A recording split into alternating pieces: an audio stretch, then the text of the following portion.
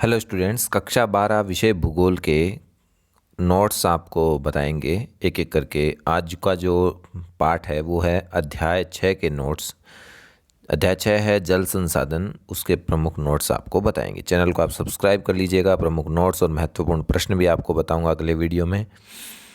तो सबसे पहले पाठ की शुरुआत होती है जल संसाधन के बारे में कि पृथ्वी पर 71% भाग पर जल है और केवल 3% उसमें से है, हम ऐसे मान सकते हैं, अलवणीय जल है। यानी 29% भाग पर महाद्वीप है और 71% भाग पर जो जल है, यानी स्थल और जलीय भाग की अगर बात करें तो ये 71% जलीय भाग है और शेष स्थलीय भाग है। अब जो जल है उसमें 100 में से 3% ही है वो अलवणीय है, बाकी सब खारा जल है। आगे है जल की गुणवत्ता। जल की गुणवत्ता क्या होती है कि जल की शुद्धता या अनावश्यक बाहरी पदार्थों से रहित जल, यानी जल एकदम शुद्ध होता है और बाहरी अनावश्यक पदार्थ नहीं होते हैं उसमें, तो वो होता है जल की गुणवत्ता। अब है भारत के जल संसाधन। विश्व के कुल क्षेत्रफल का भारत में 2.45% है, जनसंख्या का लगभग 16% और जल संसाधनों का 4%। ये याद रखने वाला इंपॉर्टेंट प्रश्न आएगा इनमें से, अच्छा प्रश्न बनता है। जल संसाधनों का 4% ही है, क्षेत्रफल का 2.45 और जनसंख्या का 16% भाग है वो भारत में पाया जाता है। आगे है भारत को वार्षिक वर्षा से 4000 घन किलोमीटर, सतही भूजल स्रोतों से 1869 घन किलोमीटर पानी प्राप्त होता है। तो वार्षिक वर्षा से तो 4000 घन किलोमीटर और जो सतही है और भूजल स्रोतों से 1869, और इन दोनों स्रोतों से में से केवल 60% के लगभग 1122 क्यूबिक किलोमीटर जो है वो जल उपयोगी है, लाभकारी है। आगे हम पढ़ेंगे जल संसाधनों का वर्गीकरण। वर्गीकरण दो मुख्य भागों में हम बांट सकते हैं। कौन कौन से? एक तो है धरातलीय और दूसरा है भौम जल संसाधन। धरातलीय मतलब जो जिसको हम बोलते हैं सतही जल संसाधन, सतह पर जो होता है धरातल की, और भौम जल संसाधन का मतलब है भूमिगत, जो भूमि के अंदर जो पाया जाता है, भूमिगत जल संसाधन जिसको हम बोलते हैं। ये दो प्रकार हो गए। अब इसमें जो धरातलीय जल संसाधन के बारे में पढ़ेंगे। जो धरातलीय जल संसाधन है उसके 4 प्रमुख स्रोत हैं। ये 4 हैं नदियाँ, झीलें, तलैया और तालाब। ये धरातल के ऊपर के जो संसाधन है, जल संसाधन। अब भारत में कुल नदियों और उसकी सहायक नदियों जिनकी लंबाई 1.6 किलोमीटर से भी अधिक है, इनकी संख्या 10,360 है। फिर भी स्थलाकृतिक जलीय अन्य दबावों के कारण धरातलीय जल का लगभग 690 घन किलोमीटर जल है वो उपयोग में हम कर पाते हैं। इसके बाद में अगला है, अभी हमने पढ़ा धरातलीय जल संसाधन, अब हम पढ़ेंगे भूमिगत जल संसाधन। तो इनमें कुल पुनः पूर्ति योग्य जो है, यानी उसमें पुनः जल आ जाता है, वो है 432 घन किलोमीटर। उत्तर पश्चिमी प्रदेश और दक्षिण भारत के कुछ भागों में नदी बेसिनों में भूमजल उपयोग अपेक्षाकृत अधिक है। भारत में सबसे ज़्यादा भूमिगत जल का उपयोग कहाँ होता है? तो वो होता है पंजाब, हरियाणा, राजस्थान और तमिलनाडु में। और सबसे कम होता है छत्तीसगढ़, उड़ीसा, केरल। यहाँ भूमिगत जल का सबसे कम उपयोग होता है। यहाँ सर्वाधिक होता है और इन 3 राज्यों में सबसे कम होता है। तो ये इम्पोर्टेंट प्रश्न भी इसका बनता है। इसके बाद में है, भारत में भौम जल संसाधन का ज़्यादा उपयोग हो रहा है तो उसके क्या दुष्परिणाम आ रहे हैं? तो इसमें हम लिख सकते हैं, एक तो भौम जल स्तर है वो नीचा हो जाता है क्योंकि इसका ज़्यादा उपयोग होता है। पंजाब, हरियाणा, उत्तर प्रदेश में ज़्यादा उपयोग है तो भूम जल स्तर नीचे चला जाता है। और दूसरा है, जल में फ्लोराइड की मात्रा है वो बढ़ जाती है। भूमिगत जल में फ्लोराइड की मात्रा, ज़्यादा जल निकालने के कारण भूमिगत जल में फ्लोराइड की मात्रा बढ़ जाती है। तीसरा है, कुछ भागों में संख्या की मात्रा भी बढ़ जाती है, पश्चिम बंगाल और बिहार जैसे। पानी को प्राप्त करने में अधिक ऊर्जा, ज़्यादा गहराई में पानी प्राप्त होता है तो उसको निकालने के लिए मोटर से जब निकालते हैं तो ज़्यादा ऊर्जा की आवश्यकता होती है। तो ये सब कुछ दुष्परिणाम हो गए। आगे है जल की मांग और उपयोग। जल की सर्वाधिक मांग, क्योंकि कृषि प्रधान अर्थव्यवस्था है, 2/3 भाग जनसंख्या कृषि पर निर्भर है, इसलिए सबसे अधिक जो है सिंचाई में जो है जल की आवश्यकता पड़ती है।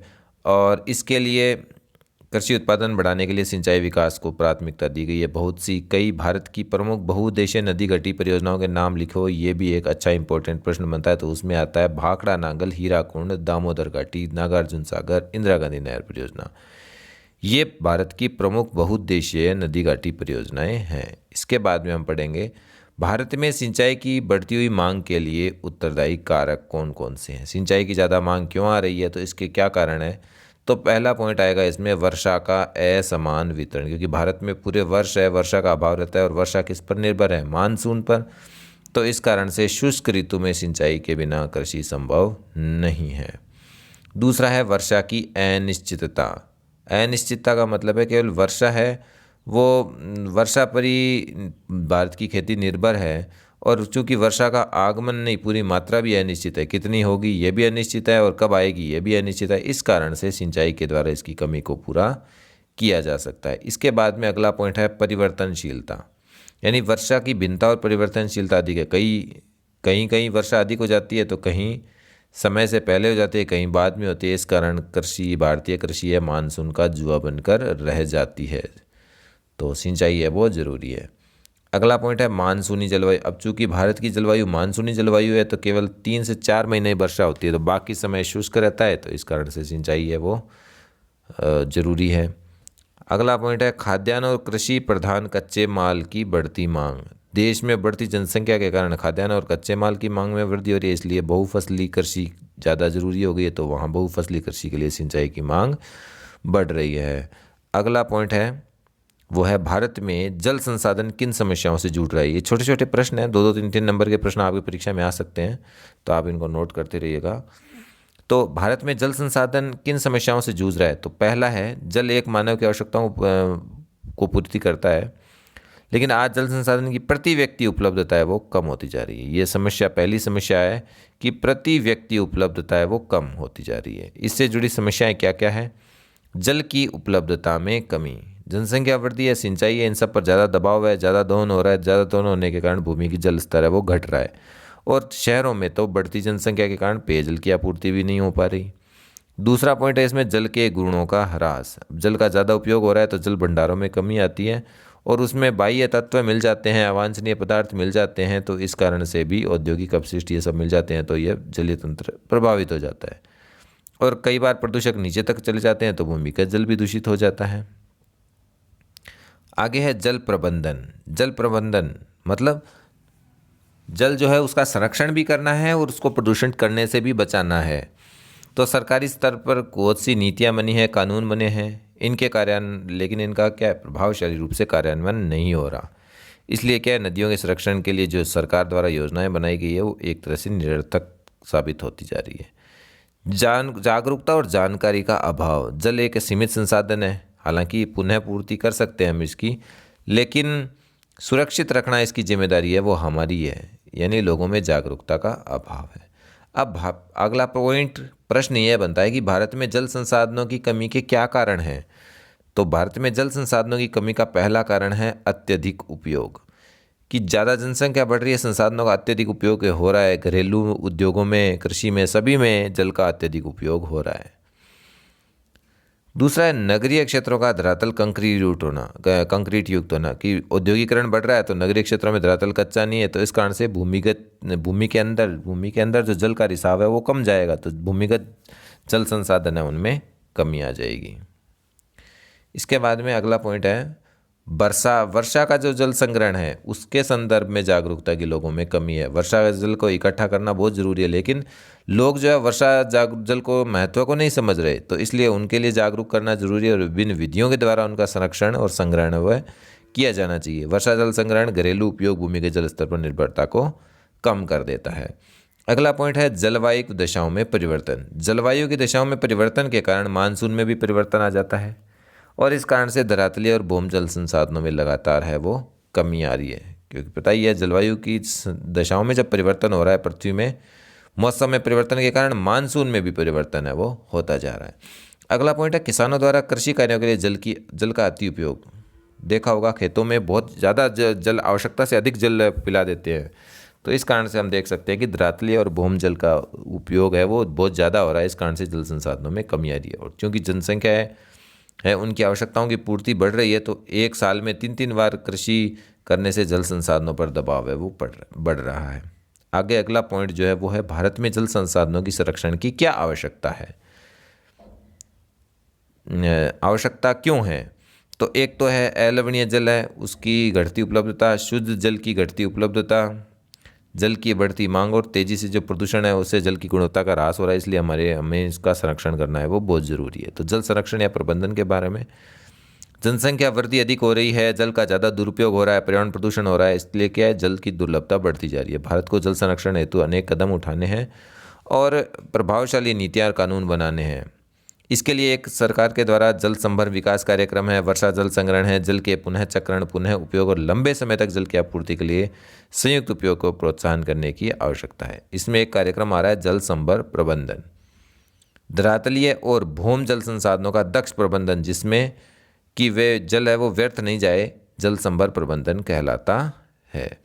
इसमें भूमि, जल, पौधे, प्राणियों और मानव संसाधन के संरक्षण के विस्तृत अर्थ को भी शामिल करते हैं।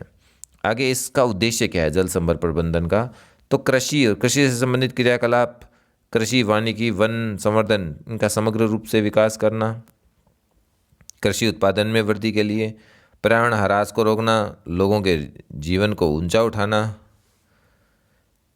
सरकार के द्वारा इसके लिए क्या कदम उठाए गए हैं, तो एक तो हरियाली नामक कार्यक्रम जो केंद्र सरकार द्वारा प्रवर्तित जल संभर विकास परियोजना है। ये अच्छा छोटा इंपॉर्टेंट प्रश्न भी बनता है कि जल संभर द्वारा प्रबंधन के लिए सरकार द्वारा क्या कदम उठाए गए, उसमें से पहला हरियाली है।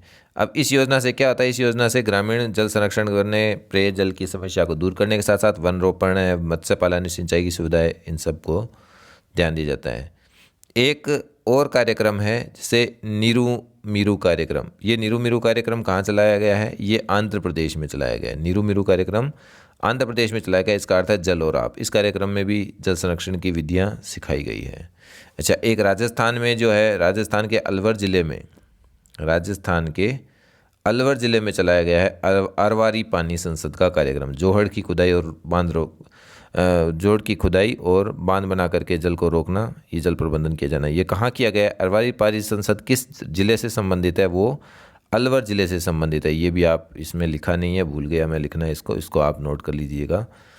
इसके बाद में एक छोटा ये प्रश्न भी बनता है कि किस राज्य सरकार द्वारा घरों में जल संग्रहण संरचना आवश्यक कर दी गई है, तो इसका आंसर हो जाएगा तमिलनाडु की राज्य सरकार द्वारा है, जो घरों में जल संग्रहण की जो आवश्यक संरचना है वो बनानी आवश्यक कर दी गई है। उपयुक्त सभी कार्यक्रमों में स्थानीय निवासियों को सहयोग है वो लिया गया है। इसके बाद में बरसात के जल का संग्रहण, तो वर्षा जल संग्रहण है विभिन्न उपयोगों के लिए वर्षा के जल को रोकने, एकत्र करने की विधि है।